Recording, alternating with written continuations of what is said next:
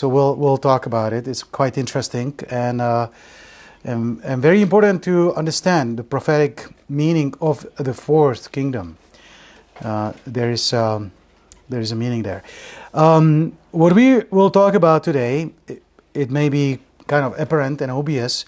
We will talk about God that reveals secrets.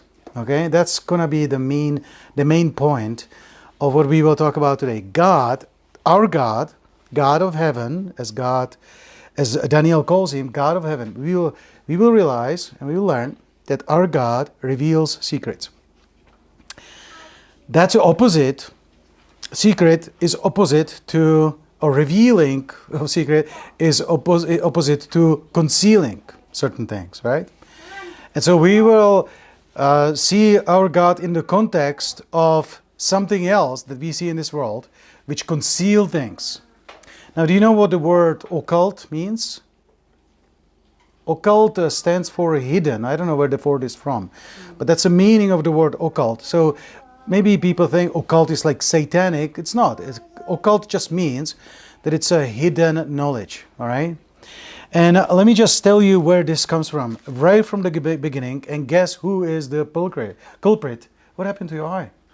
Just a blood vessel. Just a blood Oh, yeah, vessel. all right. Sorry. It's like Gary. No, No. no, He was in the home. You're going to have a talk with him. You know, look what the devil does when he approaches the woman. He tells her this. Which verse you look at? Yeah. Let's just start from the beginning, chapter 3, verse 1. Genesis 3, verse 1. Now the serpent was subtle, more subtle than any beast of the field. So right there from the beginning, let's just think about what does it mean to be subtle, right? What does it mean to be subtle? Sneaky. Sneaky. Yeah. That means that you think something, but then you're surprised it's something else, right? That's what it means to be subtle. A person that's subtle is a person that you don't know exactly what he's going to do. And sometimes it just comes from an angle that you just don't expect. Subtle itself, his nature itself being subtle, and he is subtle than any other creature, it tells us that he is occult himself. You know, he is hiding in some ways. He doesn't come straight to us. He is an agent of change, an agent of a certain agenda, but he's not very transparent about it. All right, he's subtle. He's hiding things. So, and he said unto the woman, "Yea, has God said." Okay, so not only he himself is subtle, but now also he essentially, the way he asks, "Yea, has God said, you shall not eat from every tree of the garden." So now he pretends that he doesn't know. This is one way to kind of steer a dialogue. Hey, I heard that you heard, and I think he knows, right? Otherwise he wouldn't be asking. He somehow knows. And so he says this, and the woman said unto him, "We may eat of every fruit of the trees of the garden, but of the fruit of the tree which is in the midst of the garden, God has said, you shall not eat from it, neither shall ye touch it, lest ye die." And the serpent said unto the woman this. He says, "You shall not surely die." So here we have the negation of what God commanded. And now notice verse 5. God does know, right? God has some knowledge, right? God has a knowledge. God knows something, you don't. That in the day you eat thereof, then your eyes shall be open, which implies that now they are closed, right? Your eyes will be open, and ye shall be as gods, knowing good and evil. Right? So this evil devil, this creature, is subtle himself. He implies something God knows, but you don't. But if you follow me, says the devil, if you follow me, the subtle creature, your eyes will be open and you will know the secret, right? Because you don't know that. Did you know that?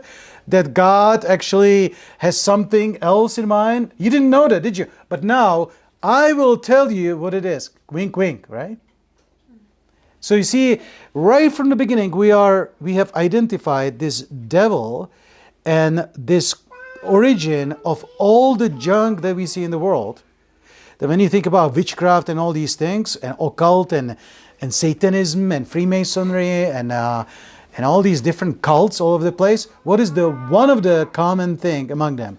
It's going to be hidden knowledge, right? And here's the idea of a hidden knowledge. You know, it comes through idea of the hidden knowledge. You have to come to somebody. You have to come to a leader or to some person, and he's going to reveal it to you. And there's just so many things that you can see all around us that will come on this wave. For example, if you Google or go to YouTube or stuff like that, there is no day goes by that somebody comes with the idea that he had a dream or he died, he went to heaven and he saw certain things and now he's going to tell us all about it. All right? You know what it is? Why I don't know it? You have to learn from this person that actually was there. He knows something you don't. And just on that ground alone, I'm just not listening to that. Okay? You have a secret that you need to tell me about, and I didn't know about it. That's a sign of a setup. Right? So I don't buy this. I don't listen to these people. It may be a compelling story. There seems to be some consistency about people that die and they see a light and it was just pleasant and they saw themselves. I do not build on it. Don't build on it. You don't know it. It's not reliable. And it's most importantly, it comes with this idea of secret. You know, God has a secret. Then you go to all sorts of other religion. What else goes together with secrecy? With secrecy often comes secret language, right? You communicate in a way that nobody else does. And so you have the idea of symbology. You know, hidden handshakes and all sorts of little things that we eventually finally learn what it is. You know, different handshakes that Freemasons, they give you a hand, right? It's not the normal, it looks normal, but it's slightly different, and they would put your thumb between the knuckles or something, you know, something like that. And I think I received a handshake at least twice, and it was kind of weird. And I think people do that, and they do that to kind of check, hey, are you one of us too? You know, I have a feeling maybe you're one of us. Are you? And they give a certain handshake, and if you don't respond to it, then okay, he's not, otherwise he would have responded, right? You've seen people putting a hand behind a coat and that sort of thing. If you have a Freemason, let's say defense attorney or somebody that's in the court, and he knows that the judge is a Freemason, you know, they would, you know, one of the signs is you put your hands up, which is somehow a signal or symbol of calling for brother to help you, all right? You know, the fellow Freemason. And you know how people stand. You have all sorts of different rituals that Freemasons do, all sorts of other occult groups, that they have some meaning. And you don't, unless you're trained, unless somebody showed it to you what these things mean, you don't know what it is. In fact, if you see somebody with a hand like this, you know, you're curious. Maybe he's just, I don't know. Maybe you don't notice it. Unless you know that this is actually a certain signal, then you may just skip it, right? Okay, it's kind of a little weird, but whatever, right? It has a certain meaning. I've seen who's seen this one. I'm sure we've seen a lot of people like this. Who did you see this doing? Prince Harry has done that. Yeah, I've seen Benjamin Franklin, Napoleon. I think what was the man that was shot in 1950s? Kennedy. 1850s. The president, come on. Lincoln. Frank Lincoln, yeah. I see Abraham Lincoln with his hand like that, okay. Who else did you see? Fauci, eh? Yeah. Okay. Yeah. Bush, you saw Bush doing that, yeah. So that one is quite common. I've seen it quite a bit, all right. So that's another one. I mean, that belongs to the category of occult and secrecy and so on. Then, of course, you see just standard religions, you know, like Hinduism and Islam and so on, including Catholicism. You just cannot open the book, read it for yourself and understand, can you? Right? You have to come to them and they will explain it to you, because if you read it and you come to a conclusion and it doesn't rhyme with the official dogma of the church, then you're wrong. And the reason you're wrong is because even though it seems to make sense, you're still wrong. You know, you have to come to the priest or whoever, and they, according to the tradition or whatever, they have brain like this and they have great revelation, and then you will finally understand. Except you're going to be completely confused because it's not going to rhyme with the Bible and you can't back it up. It's complicated, it doesn't make sense, but they will tell you, now you see. Just like the devil. The devil will tell you, you will see, except the moment they ate from it, they died. And they live in darkness.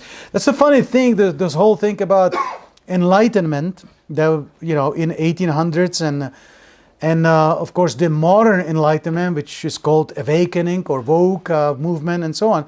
It's also, right, the idea is that you're going to open your eyes and you will see, and yet actually people become embedded in darkness. So it's a funny trick that actually not only it doesn't work, you don't see, but actually it leads to opposite of light. It leads to darkness. Where else do we see this? Speaking of that, I've just Julia Roberts, so she practices Hinduism. What's up in Hinduism? Again, there's great mysteries. You're gonna learn from them what is the best way of living and how to live peaceful life and that sort of thing.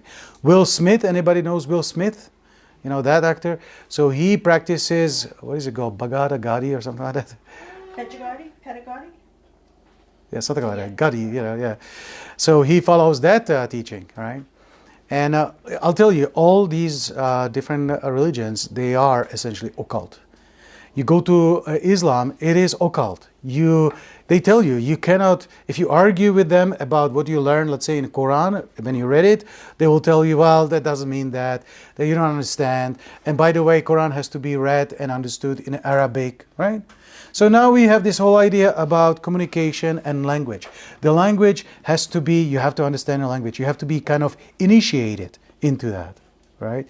So there's whole idea initiation here, and because you've got to be kind of accepted, and only if you are accepted and tested and proven, then we will reveal to you certain information, right? Now, does that work like that in the church? I'm withholding certain information because you're not quite ready yet. But only when, we will have some kind of initiation and you make an oath, and it's going to be some kind of blood oath and some kind of very serious, then maybe I'll reveal to you a little. And when you pass, then we will move you to the next level, then I will reveal to you another little bit, right? So what comes together with this whole idea of secrecy is certain levels, right? Certain levels of initiation. Most notably and notorically, you have, of course, Freemasonry. You have a 13 degrees of the, I think, Scottish Rite, and then you have a 33 degrees of, what is the other rite called? I forgot. Scottish and, I forgot the term, So you have these levels. You climb up the ladder. And, you got it? No, One is Scottish and the other one, I forgot. Yeah, that's all I know it is. Well, there's actually two sort of lines of Freemasonry, right? And the most common, especially in America, is the 33 degrees. But there is no. So that's a Freemasonry. I forgot what it's called. So that one has 33 degrees. But there is a different branch of Freemasonry. It comes from a different angle, and that one has 13 degrees, and they are kind of related. So you have 13 and 33. Altogether, by the way, how many? Right? No, 46. 13 and 30. 46. Come on, Glenn. We're adding. Okay. Back to school. Yeah. He's never very good at math. But hey, 13 plus 33 is 666. Okay, I'll give you that. I mean, that's where that's where it's from. It's wicked agenda, and it's all about occult. And here is the beautiful thing about the Bible. The Bible starts with Genesis and it ends with book of Revelation. Our book does not conceal secrets. God actually reveals secrets, and we live in a time, especially in the New Testament, we can say, we live in a time of revelation. Jesus was revealed, and there is no more concealed things. Everything is just open. Now, when we read this in Daniel, we will see basically these two sources right side by side, and one is blind, pretends to be occult, and so on, but actually is blind, while the other one actually sees. All right, and so let's just read it again together. So let's go back from the beginning, Daniel chapter 2, verse 1.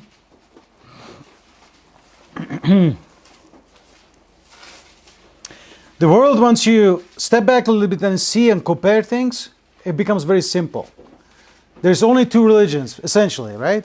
There is religion of grace and a free salvation that's by faith. And then there is everything else, which is the world of witchcraft, the world of you gaining your salvation by you pretending to be better. Of course, it's useless, it doesn't work. You have a Cain and Abel, you have a Esau and Jacob, you have a Saul, which was handsome, but in the end was a disaster.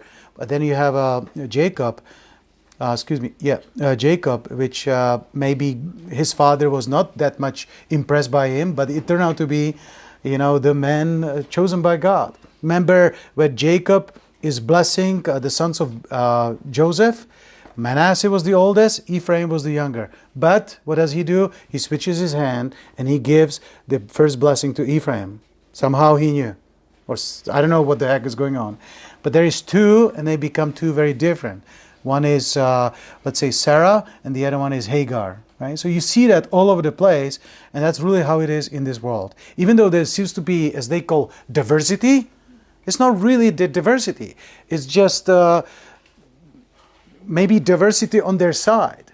I find it funny how, this thing in Kamloops is going on, the investigation trying to reconcile all this damage that has happened to these residential schools.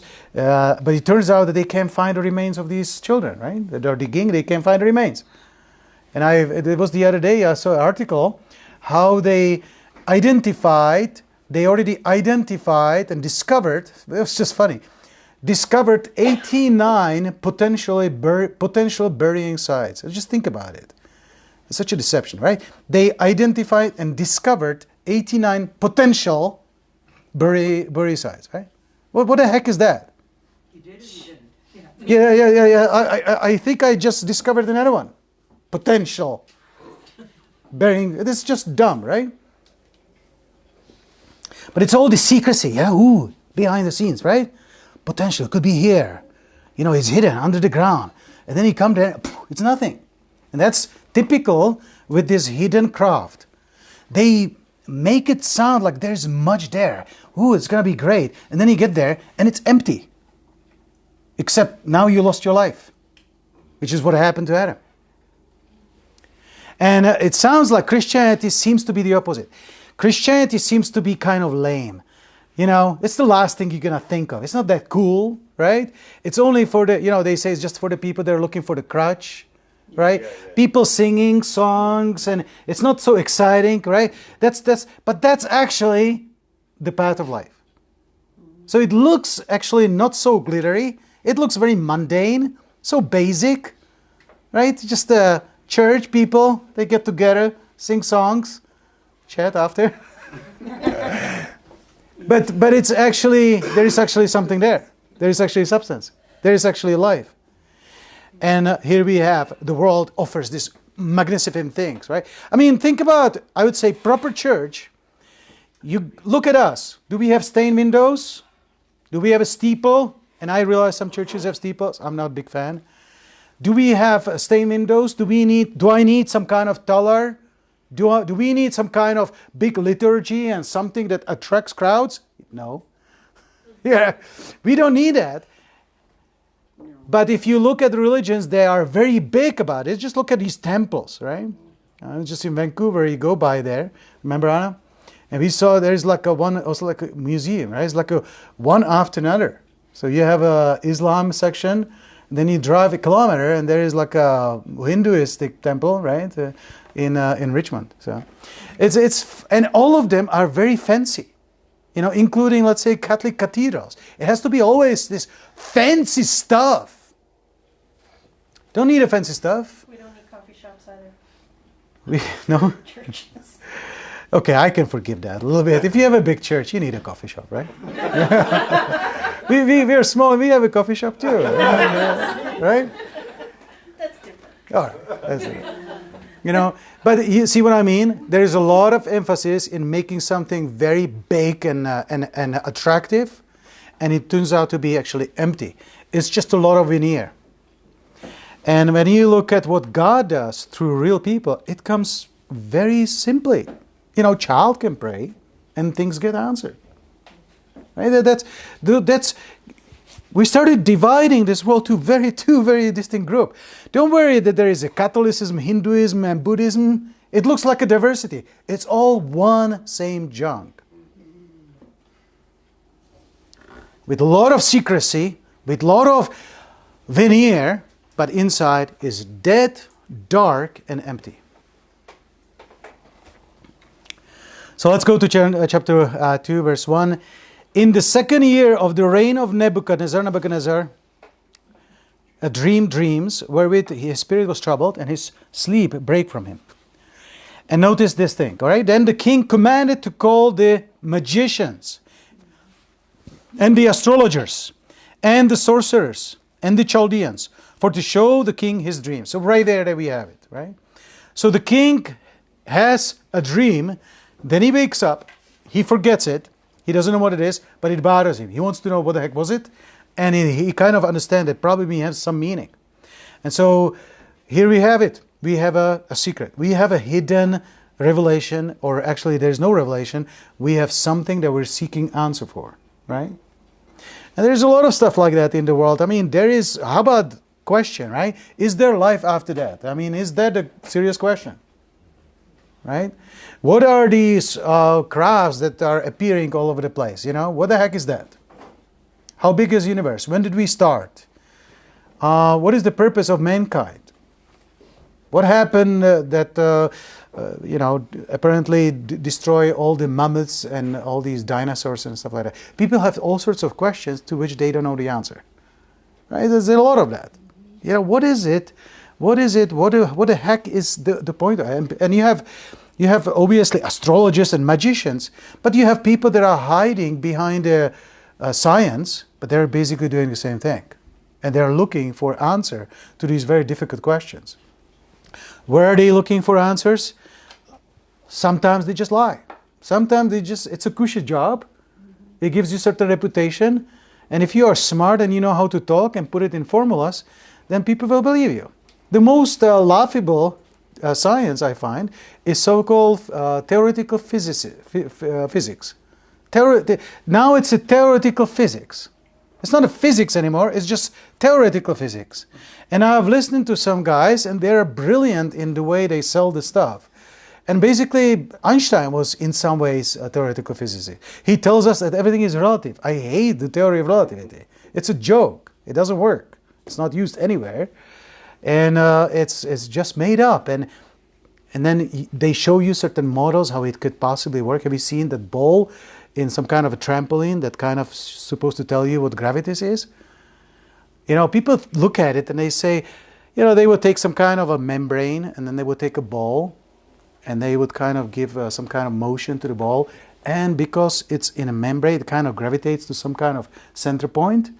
And so that's explained why it doesn't fly away. It kind of explains why it actually circles in a certain trajectory. So they explain, well, this is how you can understand gravity. And people look at it, and they say, yeah, I understand the trampoline, I understand this little membrane and a ball traveling in it, and they now think that they understand gravity. We don't understand gravity.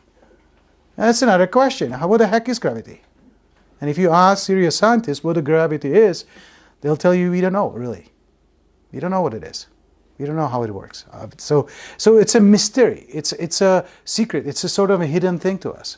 But yet you will have a lot of people that will be, I will explain it. I have an idea. I have a theory, and that's how it is. Because they come with a big title, or some sort of a gravity behind them, authority or talar or something like that. People say, wow, this person understands. Or maybe the person speaks very high quality language.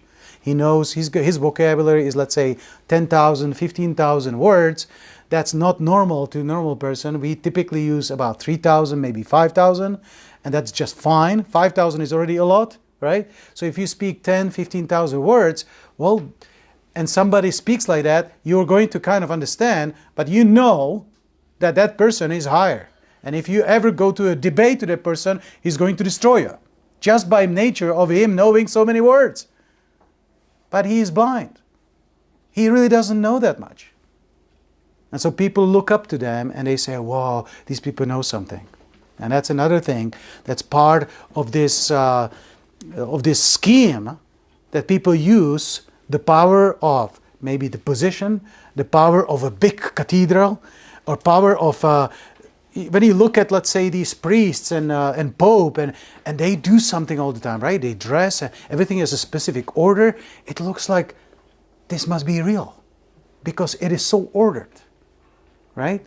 And they are so consistent in that and very particular about these different rituals. So it may really bring this sensation to the people that follow them that, okay, this must be real. But it's not. It's just a joke. It's just completely masquerade, complete theater. So here we have it. We have king, and he's calling for magicians, astrologers, and sorcerers. Who are these people? That's basically witchcraft. Remember we talked about witchcraft? That is witchcraft. Different forms of witchcraft. So that's kind of the religion that Nebuchadnezzar has around him. We should be surprised because without God, without the revelation of God, people eventually end up seeking wisdom through all these different spiritual avenues. And we call it, gazing into stars, astrologers, and the zodiacs and who knows what, right? And Bible says clearly, God told to his people, you will not do as the heathen do. You're not going to do this. So he said that's not what we do as God's people. But of course, the lost people, they do that. Now he is asking them, okay, I want you to tell me the dream, verse 4. And these people tell him in Syriac, O king, I think that's interesting and important that they speak to him in Syriac. I suspect, and I should probably look into it, but I suspect that the reason why it says in Syriac, it was probably a language that was noble language, right? That's my suspicion. I could be proven wrong, but if it's there, then it's there for a reason. And he says, they tell him, O king, live forever. Tell thy servants the dream, and we will show the interpretation. And so, do you notice that there is a bunch of these people that go around and they interpret the events and dreams and mysterious things, and it's a complete theater as well. I find it interesting. I was watching a documentary about some of these nations in like Western China and Nepal and places like that. What else was it that used to Afghanistan and places like that. You have all these witch doctors living in these villages, and they go and they do their dance and jump over the fire, and they are specially dressed and they kill a goat, and that's just what you see on the surface. Behind the scenes, they kill children, right? They kill children, they decapitate them, they cut their heart, they cut their testicles, cut their hands or eye bulbs. They sacrifice it to. Some of them actually survive, something like that.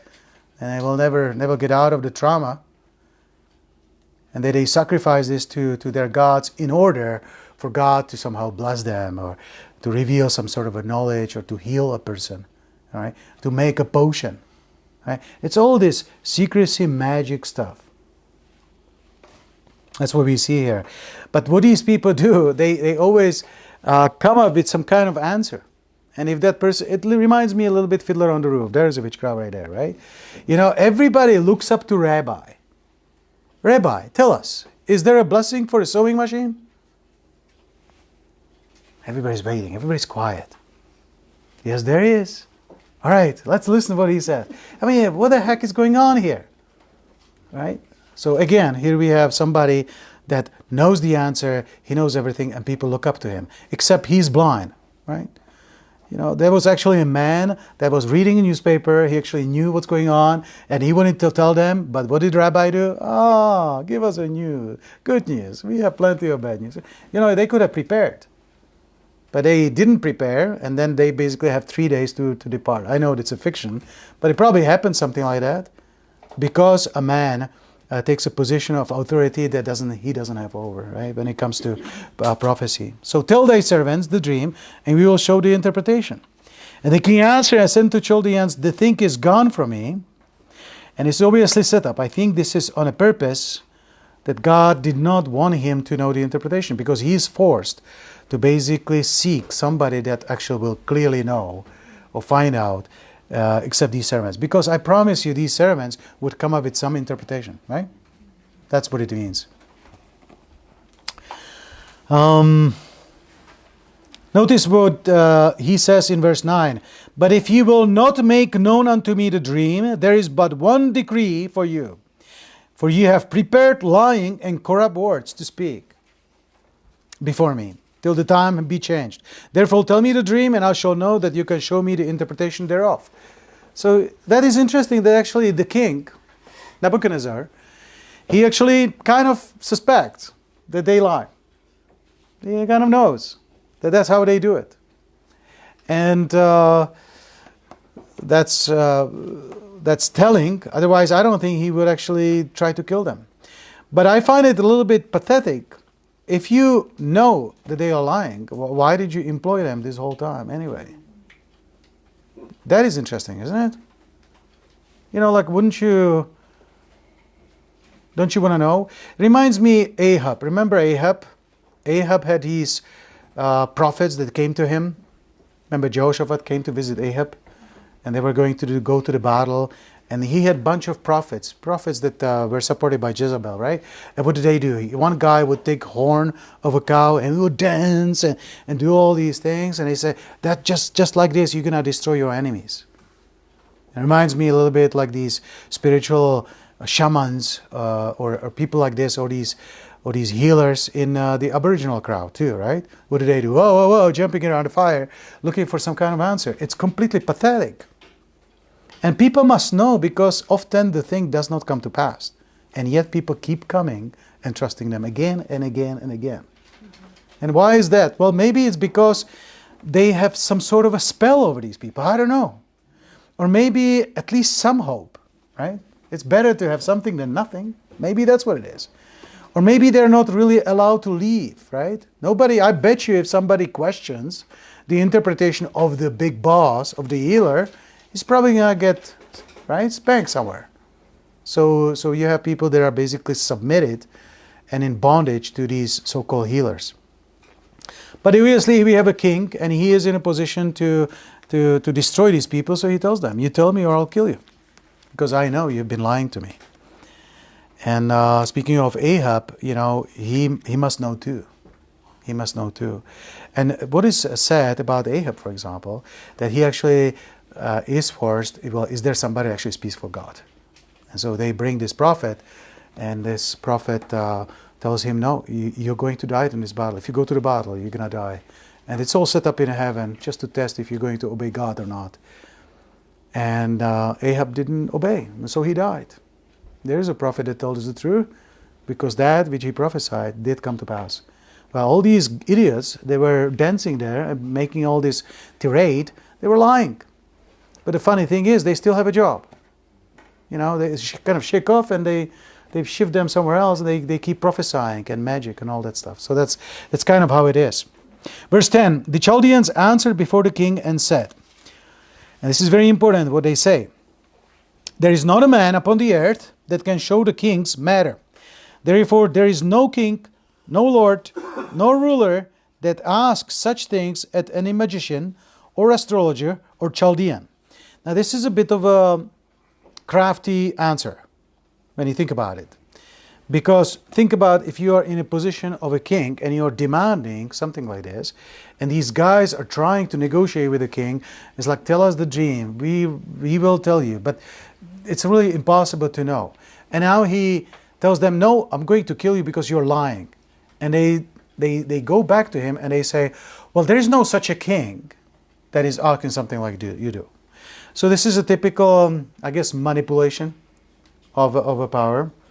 Because now the magicians, they're trying to make the king look like unreasonable and stupid. This no sane person would ask something like this. Why are you asking us something like that? Nobody can do that. This is unreasonable, which is just a pressure. But this king couldn't care less, right? We know Nebuchadnezzar.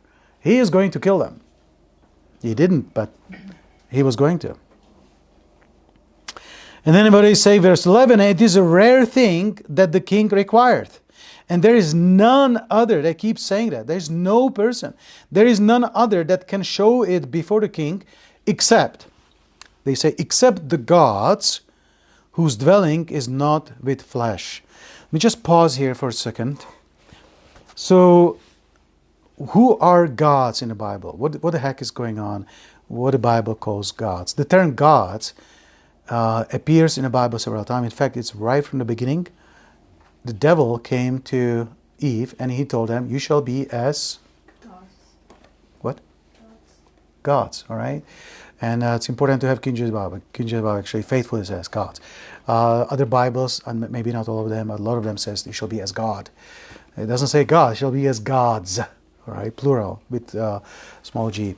Now in the Bible, when you see gods, speaking about that, it's speaking really about spiritual forces that are not humans, and is referring to them as gods. Not gods in the sense that they are creators or anything like that, but often they are referred to them as gods, or sometimes son of gods, or sons of God. Sons of gods.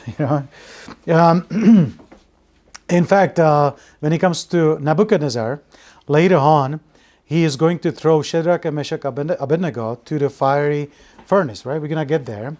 And they're not going to burn. And when he looks in there, he says, didn't we throw there 3 young men? Yes, O king, we did. How come I see 4 and 1 like as... What does it say? Anybody? Like the sun. Son of God, okay? So that's another thing to watch for. It's got to be a proper Bible. If your Bible says something like son of the gods, then throw the Bible in the toilet, okay? It's not a Bible, it's a lie. So it's a son of God, because we know that that person that was among the 3 young men was Jesus, all right? That was Savior, and not some son of the gods, all right? So that's interesting. They basically say that it's got to be essentially devils. These forces, they don't obviously see them as devil. They see them, they call them gods, And why they call them gods? Well, because it's just out of normal, and I think that probably a lot of the UFO phenomenon is these gods, these spiritual forces. Right? They're such, either it's a military, some kind of secret crafts or whatever, but I think it's possible that this is spiritual in nature, because I don't think we can really do what they can do, right? You have super speed, goes in the water, travels the same speed, which normally you cannot do because of friction. You have the terrible acceleration, from 0 to 7,000 miles per hour. That we don't have a machine like that, right? So there is something going on, and I suspect that it's the devils, all right? You see all these different places in the world. It seems like in South America, you see these runways in the mountains, or you see these huge signs that how could you possibly make it? And it's perfectly straight, and you don't want to see it from the space. How the heck, people still wonder, how the heck that happens? Well, because there are forces like that. There is people, not necessarily people like us, but some kind of a race of beings that are from a different world. And they don't have bodies like we do. They have spiritual bodies. They are devils or angels. All right? Angels, good ones, bad angels, we call them devils. So I think these guys know what they're talking about. Remember, these are magicians, these are astrologers, and some of them may fake it, just do a little trick do a little dance and people just believe you. But it's possible that some of them actually do contact spiritual forces. And maybe they can actually do miracles. Like we saw, for example, Moses, he came to Egypt and he threw their staff on the ground and it became a snake. But you know, the Egyptian astrologers and the magicians, they could do the same thing.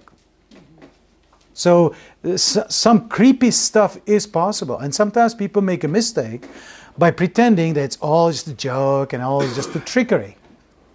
Most of it that you see on TV is trickery. But some of the stuff is not trickery. Some of the stuff is really weird. I've seen a video, 3 Russian women, they ran across the street, the truck ran over them, they got up and kept running. Just weird stuff. We see in the Bible, people possessed with the devil, and they would, people would bind them with chains and they would break the chains. It's just impossible. But yeah, it was possible. And some creepy stuff like that. So it is a mistake to attribute everything to magic, because there is obviously a lot of trickery, you know, and I don't mind actually to do a few tricks, kind of cheat people a little bit. But a lot of it could be actually of spiritual nature, and then it's pretty nasty. You have people that speak to devils. Devils speak through them. You know, you have possession exists even today. And because we have science that doesn't believe in spiritual, at least on a theoretical level, then what do? Everything has to be diagnosed as some sort of a disorder or something like that, right? But, you know, I believe there is such a thing as epilepsy, for example, but maybe too many things are bundled into epilepsy. There might be certain things that are actually not epilepsy, it is somebody is possessed with the devil. Exists. Now, here's another thing that it says here. He says, except the gods whose dwelling is not with flesh. Now, if you remember, the Bible speaks about Antichrist, right? Antichrist is what John labeled as this man of sin that is one day going to take a place of Christ, is going to rule the world. And this Antichrist, we know that we will know him because he denies that Jesus came in the flesh. Remember that? And so in that context, it's interesting that the belief among these people is that gods do not dwell with flesh. So here you have you heard about the idea of Gnosticism? We'll talk about it sometime more. But basically, Gnostics, the word gnosis comes from the Greek word, it's a Greek word, gnosis, and it stands for knowledge, right? You have maybe heard the word agnostic, right? So agnostic is somebody that basically does not believe that you can find out. You know, is there God, is there no God, which is the right way? There's really not a way to tell, which I think is in some ways kind of honest approach. So that's agnosticism. Gnosticism is a little bit broader than just about knowledge. It is a lot about knowledge, basically. But one of the traits of Gnosticism is this idea that God, or the spiritual, that which is kind of behind, not in this world, but beyond, does not come and takes on itself form of flesh. Right? So that's a big thing in Gnosticism. And so these people have a hard time with our Jesus, Son of God, being God at the same time and man at the same time. So they deny his deity or they deny his manhood. And for us, this is a key doctrine, and if somebody teaches otherwise, then it's a heresy. Key doctrine that our Lord is both God fully and both man fully. And if somebody corrupts this, it's a spirit of Antichrist.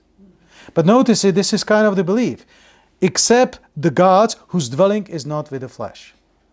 So that's the kind of God they have, and we have a different kind of God. Our God actually dwells with the flesh. All right?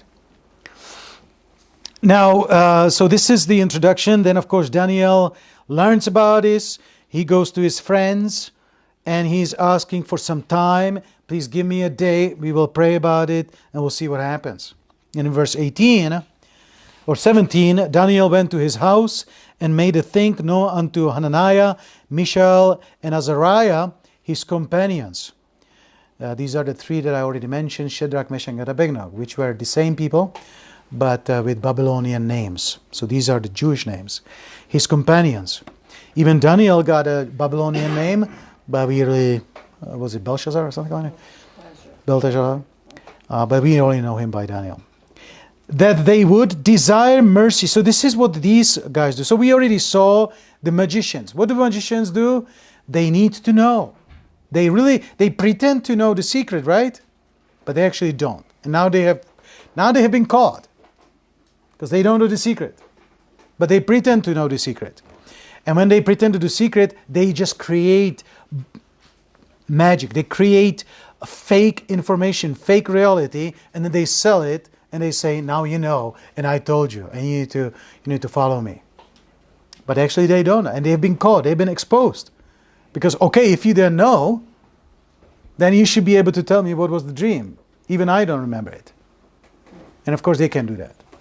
So here we have a different kind of people. They come to God, not magicians, not astrologers, just men of God. Daniel and his three friends.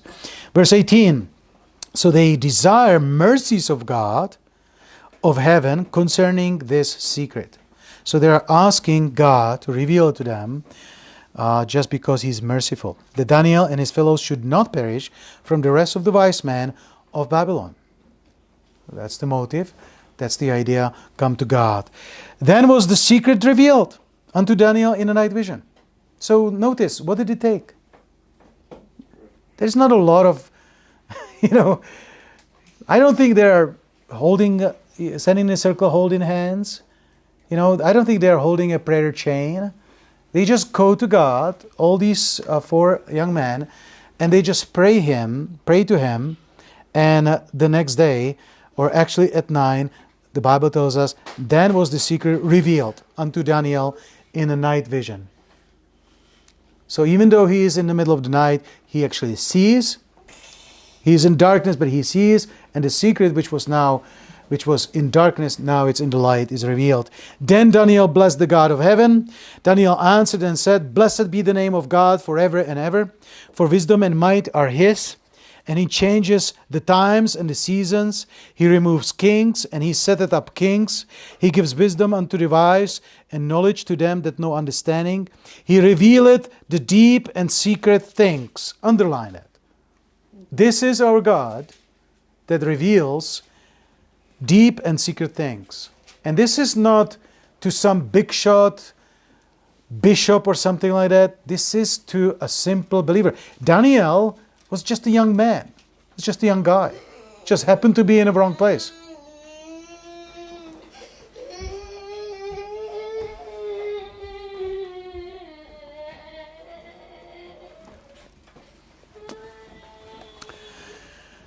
So it's not some sort of a great, mighty guru or anything like that. It's just a simple young person. He knows, the Bible says in verse 22, He knoweth what is in the darkness, and the light dwelleth with him. I thank Thee, and I praise Thee, O God of my Father, who has given me wisdom and might, and has made known unto me now what we desired of Thee. For Thou hast now made known unto us the king's matter. To me, that's the core of this first part, that God reveals the secrets. God does not conceal things. I wouldn't say that. God does conceal certain things. But God reveals the secret to His people. And all it takes is just to come to Him in humility, beg for mercy. God reveals the secret. Then verse 24, Therefore Daniel went unto Arioch, whom the king had obtained to destroy the wise men of Babylon. He went and said unto him, Destroy not the wise men of Babylon, bring me in before the king, and I will show unto the king the interpretation. Then Arioch brought in Daniel before the king in haste, and said unto him, I have found a man of the captives of Judah that will make known unto the king the interpretation. The king answered and said to Daniel, whose name was Belteshazzar, Art thou able? Art thou able?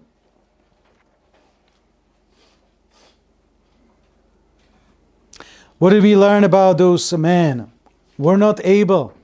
So the question to Daniel is, art thou able to make known unto me the dream which I have seen and their interpretation thereof? And Daniel answered in the presence of the king and said, this is the key also, the secret which the king has demanded cannot the wise men, the astrologers, the magicians, the soothsayers show unto the king. But there is God in heaven that it's interesting, it says there is a God. Of course we know that's the only God, right? But in their context, I guess, he says there is a God in heaven that revealeth secrets and maketh known to the king Nebuchadnezzar what shall be in the latter days. So this has a purpose, he tells him, there is a reason why you had this vision, and God wanted you to know it, but God also wanted Nebuchadnezzar to know where it came from. Hence, it's a beautiful plot, right? He doesn't know what the dream is, and now man of God is brought, he's going to reveal the secret, and he's going to tell him it's from God of heaven. And it's not from me. It's not from me. And by the way, this should be really the statement of any kind of godly preacher. Don't follow me, right? Follow the book. Follow the Lord. The only leadership that, let's say, pastor or elders or anything like that provide, even parents, is to teach how to lead the Lord, right? That's really the purpose. And that's another thing, by the way, about the witchcraft and so on. The idea is to create power, is to create people addicted to the leader, right? So it's going to be somebody that it's a man of God, and when that person comes, people flock because that person has some sort of a power and so on. But I just like what John the Baptist says: I must decrease, he must increase. If I die, it's not a big deal, right? I die, somebody else, God will bring somebody else, and he did. John the Baptist died, he's with the Lord in heaven, and then Apostle Paul came. And so what Apostle Paul? Apostle Paul dies, and then some other people come, and it just keeps rolling, because we do not follow man. We do not follow crafts, we don't follow Pope, we don't follow imams or these gurus and all that stuff. We don't follow people like this. I was just chatting with Mark, and we live in a culture that is desperate to follow a leader. We always look for somebody that will bring it, right? It's political leader, or maybe some sort of a pastor or whatever. I had a friend, and he really liked what's his name in New York, the preacher, David Wilkerson, right? And so David, I remember he was a young person also, looking for answers, and then I found a book, and the book just gave me some answers. And I said, I want to follow this man, right? But it's maybe okay for a young person to do that, but once you grow, you should learn to, listen what I have to say, but you don't follow no man. You don't necessarily, it's okay for children to follow people, but once you become an adult man, you follow the Lord. That doesn't mean that we don't bless one another through leadership and preaching and who knows what. But in general, we do not follow a man, right? We do not follow somebody that has all the secrets and they're going to slowly reveal to us. That's the big difference. So how do we apply it in our lives? Well, this is one of those things. Here's another thing. There is not really a diversity of religions. They all preach the same thing. And that is, there is typically some kind of secret that they know the answer for. And also, you have to come to them and you have to do in order to be accepted by God. They have that in common. So that's very easy to tell, what combines them. People say that all these religions basically are the same. They kind of go to the same center. Man. It's just climbing the same mountain, just from a different sides. And I kind of opposed it, but I think it's true. They actually do climb the same mountain from a different side. But Christianity is not. Christianity is different. So, in final, what's up with the secrecy? If you do a search of the word secret, you'll find word secret or concealed and stuff like that in the Bible all over the place. But if you look for the word secret in the New Testament, it is always, just you can do this Google search, or if you have a Bible software, do this search and look for any word secret or secretly or secrets, anything like that, any form of the word secret, and you will see that every time you find it in the New Testament, it's always in the context that God reveals it. There's no secrets anymore. Here's another application of this. We obviously, as we study the Word of God, we have a lot of questions. People wondering, what's the Antichrist? What's the mark of the beast? What's the 666? Are we going to know? How will I know? And all these things, right? God doesn't want us to be in darkness. God doesn't want us to sleep. There's a big difference between a sleepy Christian or some kind of a pretending to be a Christian. That's a person that sleeps. And Jesus pleads with us, and Apostle Paul and so on, they're pleading with us, don't be a sleeping person. We ought to be sober and watchful. So what do we do with all these questions that we all have, right? Because we don't know everything. You read the Bible, and it's like, I don't understand that. Well, why don't we learn from Daniel? What did Daniel do? That simple. Go to the Lord, ask for mercy, and Lord, please reveal it to me. And just wait. Then we read from James chapter 1 that God gives wisdom to them that ask Him. So what are you asking for? You want to know what something means. You want to be ready. You don't want to be deceived by some kind of false teaching. All it takes, just come to the Lord, ask, and wait for the answer. He will reveal it to you. We were talking about, is it God's will to answer your prayers? Certain kind of prayers. Certain kind of prayers He's not going to answer. If it's all about lust, He will not answer it. Just like a parent will not answer a lustful child, right? But He will answer if we pray in accordance with His will. And so, Lord, you told us something here. Please explain to me. Who has that experience? That you read in the Bible and you're thinking, I wonder what that means. And then you come later and light goes on. I know what that means. Got an experience, right? So I want us to be encouraged by the fact that obviously we live in a world which keeps certain things mysterious, and even with this COVID, for example, right? It's this mysterious disease, right? You have to come to who? You have to come to authorities, right? Only they know the answer. If you search something on the internet, then you're just following some blogger, right? You yourself are not able to understand this complicated thing. And we know it's a lie. I'm okay. I may not understand everything about it, but I am smart enough to detect a lie, BS, right? I can do that. So that is a great test. Whatever it is, it can be in a so-called science, something mysterious, it's a sign that you're being butchered, you're being massaged. It's a good sign.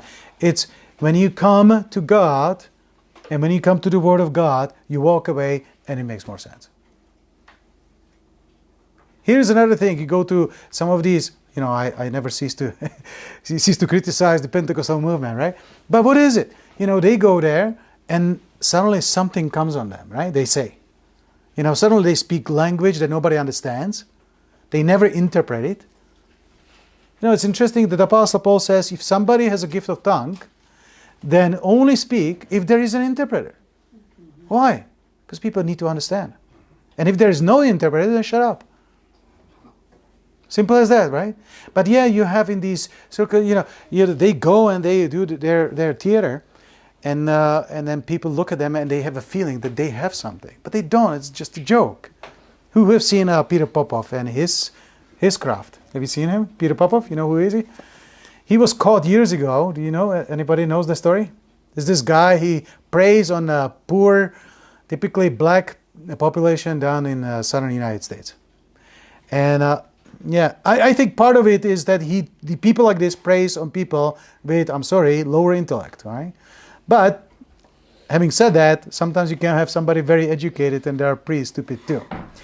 But he would come and he would say, oh, Lord is speaking to me.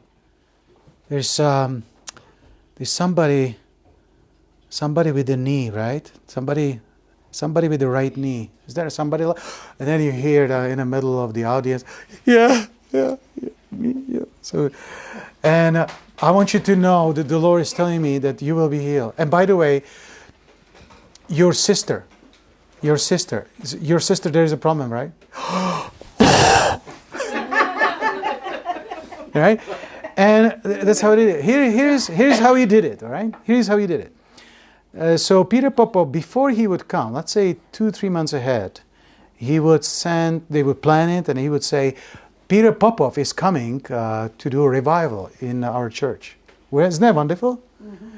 It's wonderful. We heard great things about him. People are being healed, and their financial situation is improved, and so on. So people are lured into it through lust. Why don't you now take these prayer cards and just write down what you're praying for, and we'll pray for it together. They would collect these cards, send it to Peter Popov, and they would prepare. Now his wife was on it with him, and he would have a tiny speaker and a little hearing aid, and she would be on a gallery, and she would use radio to talk to him.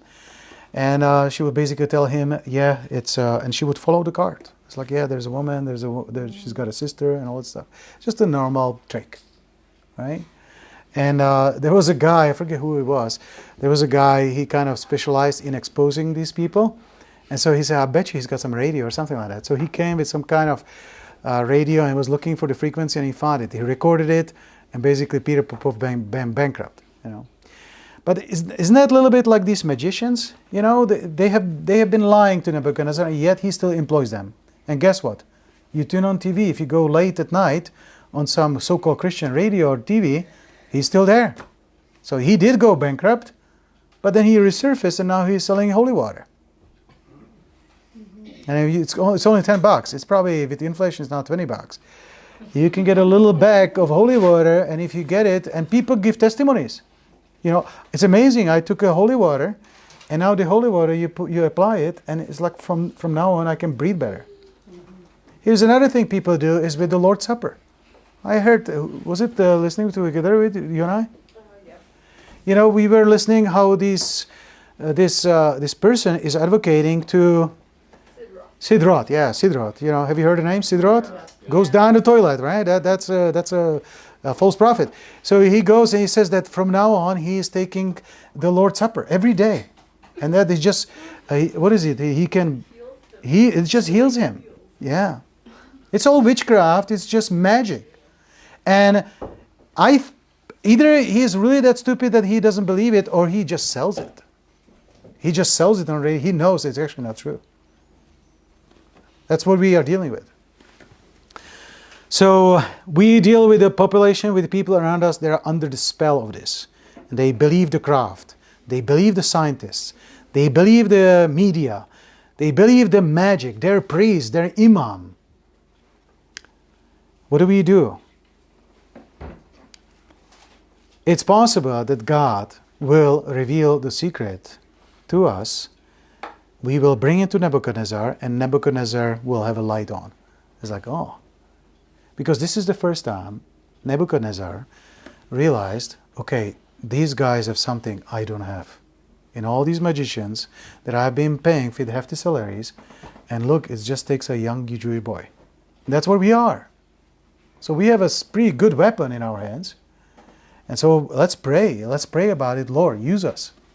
Use us to bring simple message, but actually accommodate it or accompany it with power. With power. When we bring the Word of God, it has power. When we find out certain things, it should be seen also in our life. People will see it. There's something different in that person. Because it has a power. God that reveals secrets. Amen? Amen. All right. It's great to know. Let's finish with prayer. Our Father, we thank you for giving us your Word and the Holy Spirit, and that through your power of the Word, through the Holy Spirit, And through answering our prayers, you do teach us and reveal all sorts of things to us through the Holy Spirit, through your word. That is actually the purpose of the Holy Spirit, to teach us the things that the disciples could not receive when you were leaving. So you gave us the Holy Spirit. We thank you for that the Holy Spirit doesn't lead to gibberish, to more confusion, but actually to understanding and light. Help us to discern deception and lies that come through witchcraft, to people that profess themselves to be scientists or experts, yet in fact they're lying, and they are doing all these things just to increase their power and influence. Lord, expose them, just like you exposed these magicians in Babylon. And Lord, let your name and your power shine in this world. Let the world see that you are true God, and everything else is complete deception and trickery. In Jesus' name, amen.